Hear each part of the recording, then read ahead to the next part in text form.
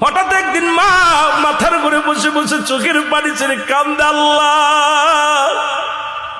একটি মাত্র সন্তান তুমি আমারে দিলা, তারে আমি ইসলামের পথে মানুষ করতে পারলাম না, কোরআন শিখাইতে পারলাম না, হাদিসের জ্ঞান দিতে পারলাম না, ইসলামের পথে রাখতে পারলাম না। আমি মা হয়ে আল্লাহ তোমার কাছে ফরিয়াদ করলাম, তুমি শোনো নাই রে আল্লাহ। আল্লাহ যদি নাই তুমি শোনো, আমার মাতাল সন্তানকে তুমি ঈমান দিয়ে দাও, ও যদি মারা যায় যেন ঈমানের সাথে মৃত্যুবরণ করে। জোরে বলো আল্লাহু আকবার। এ মুসলমান শুনে নাও, মা দোয়া করে, মায়ের দোয়া কবুল হয়ে গেছে আল্লাহর দরবারে। ছেলে ডাকতে বলে, মা আমি যাব হাসান বসরির কদমের মধ্যে, কিন্তু আমি উঠতে পারি না, দাঁড়াইতে পারি না, বসতে পারি না রে মা। তুমি যদি একটু হাসান বসরি আমার বাড়ি ডাকতে, আমি খাস তওবা করে নিতাম, আল্লাহ যেন গুনাহ মাফ করে দেয়। এর মা জননী দৌড়াইলেন হাসান বসরির কাছে। হাসান বসরির কদমে যা ডাকতে বলে, হুজুর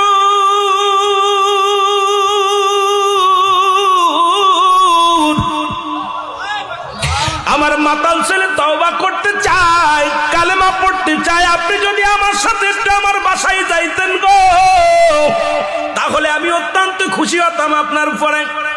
হাসান বসরি ডাকতে কয়, মা গো তোমার এই মাতাল ছেলেকে কালেমা পড়ানো তো দূরের কথা, তওবা তো দূরের কথা, ওই ছেলে যদি মারা যায় ওর জানাজা পর্যন্ত আমি পড়বো না, ওর কবর পর্যন্ত দিব না, মাটি দিব না, জানাজা পড়বো না, গোসল করাবো না। সুতরাং নাফরমান গুনাহগার ব্যক্তি যদি মারা যায়, আমি হাসান বসরি তার কদর সেখানে যেতে পারি না। মা জননী কাঁদতে কাঁদতে চলে আসলেন বাড়ি এসে দরজা খুলে সন্তানের মাথায় হাত বোলাইয়া দিলেন। ছেলে ডাকতে বলে, মা হাসান বসরি কি আসছে? কয় না। কয়, মা গো কেন আসলো না? কয়, তোর মতো মাতাল কেসে কালেমা পড়াবে না, তোর মতো মাতাল কেসে তওবা করবে না। ছেলে চোখের পানি ছেলে ডাকতে বলে, মা গো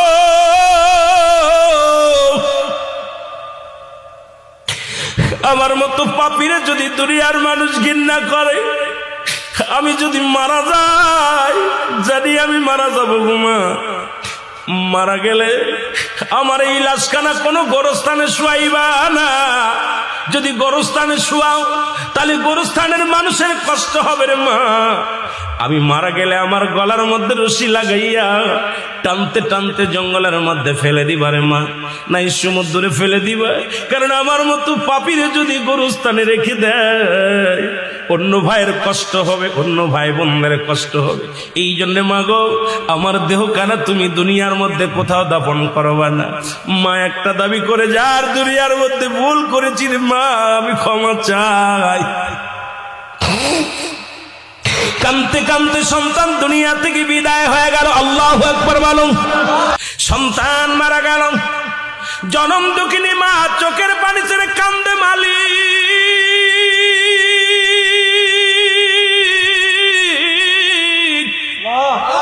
আমি অপরাধী, আমি গুনাহগার, একটা মাত্র সন্তানকে আমি দিনের বুঝ দিতে পারি নাই। সন্তান মারা গেল, এই লাশ আমি কোথায় রাখবো? এই মরা দেহখানা আমি কোথায় ফেলে দিব রে আল্লাহ? সন্তান তো বলে গেছে, মা তুমি আমার গলার মধ্যে রশি লাগাইয়া বনের মধ্যে ফেলে দিবা, নাই পানিতে ফেলে দিবা। এখন আমি কি করি? চোখের পানি ছেড়ে কান্দে। এমন সময় হাসান বসরি দরজার মধ্যে হাজির। মারহাবা বলেন না? হাসান বসরি যখন দরজার মধ্যে হাজির হয়ে গেছে, দরজা খুলে দেখে হাসান বসরি রাহমাতুল্লাহ উনি ঘরের মধ্যে হাজির হয়ে গেছে গো। ডাকতে বলে, হুজুর আপনি আমার ঘরে? কই, মা গো তোমাকে বিদায় করে দিয়া আমি জোহরের নামাজ পড়ে যখন যাই নামাজের পর ডান হাত মোবারক মাথার তলে দিয়ে ঘুমাইছিলাম, ইলহামের মাধ্যমে শুনতে পারলাম, হাসান যে মা তার সন্তানের জন্য উকলাতি করে রে,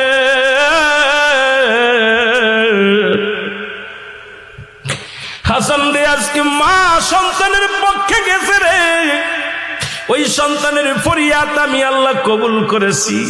আমি আল্লাহ সন্তানের তওবা কবুল করেছি, কারণ মায়ের হাতটা আমি বিফলে যেতে দিই নাই। মা জননী হাত উঠাইছে সন্তানের হইয়া, আমি আল্লাহ কবুল করে নিছি রে হাসান, তুমি যাও। মায়ের চোখের পানি জমিনের মধ্যে পড়ে, আমি আল্লাহ সইতে পারি না। তুমি যাই ওই সন্তানকে গোসল করাইবা, তুমি ওই সন্তানকে কাফন পরাইবা, তুমি ওই সন্তানকে দাফন করাইবা, কারণ আমি আল্লাহ ওই সন্তানের ফরিয়াদ তওবা কবুল করে নিছি। জোরে জোরে বলো মারহাবা। হাসান বসরি ডাকতে বলে, মা মা গো, এই দুনিয়ার মধ্যে তোমার দোয়া বিফলে যায় নাই। মাগো, তোমার দোয়া আল্লাহ কবুল করেছে, তোমার সন্তানের তওবা আল্লাহ কবুল করেছে। এ মুসলমান, আজকে সেই সমাজ, এ মুসলমান, এমন মা বাবা যদি কোনো সন্তানের পক্ষপাতী করে গো, তার কপাল খুলে যায়। আজকে অনেকেই ওয়াজ শুনি কিন্তু মা বাবার সাথে খারাপ ব্যবহার করি। অনেক বক্তা মা বাবার ওয়াজ করে কান্দি, অথচ মা বাবার খবর নিই না। ও মুসলমান, আজকে মা বাবা বৃদ্ধ আশ্রমে, মা বাবা বুড়া বয়সে কত কষ্ট করে রে মুসলমান। আজকে মা বাবার হক আমরা আদায় করতে পারি না, আল্লাহর দরবারে কি জবাব দিব রে মুসলমান। আমি এই জন্য আমি আপনাদেরকে বলে যাই, তওবা করবা বেশি বেশি, আর মা বাবার যত্ন করবো বেশি বেশি গো। মা বাবারেও খুশি রাখবা, আমার আল্লাহ রাসূলকেও খুশি রাখবা, ইসলামের বিধান মেনে চলবা, দুনিয়া আখিরাত দুইটাই শান্তি পাবা। জোরে জোরে বলেন ঠিক কিনা?